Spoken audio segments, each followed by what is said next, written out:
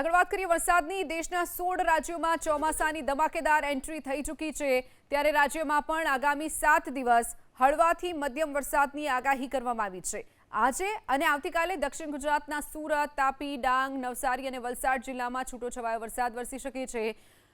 તો સંઘ પ્રદેશ દમણ અને દાદરાનગર હવેલીમાં પણ વરસાદની આગાહી કરાઈ છે। 13 જૂને છોટાઉદેપુરની સાથે નર્મદા, સુરત, તાપી, ડાંગ, નવસારી અને વલસાડમાં હળવો વરસાદ વરસી શકે છે। તો સંઘ પ્રદેશ દમણ અને દાદરાનગર હવેલીમાં પણ વરસાદની આગાહી કરવામાં આવી છે। હાલ રાજ્યમાં દક્ષિણ પશ્ચિમ દિશા તરફ પવન ફૂંકાઈ રહ્યા છે।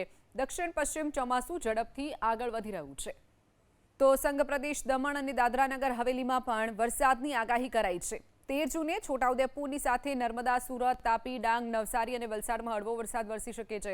તો સંઘ પ્રદેશ દમણ અને દાદરાનગર હવેલીમાં પણ વરસાદની આગાહી કરવામાં આવી છે।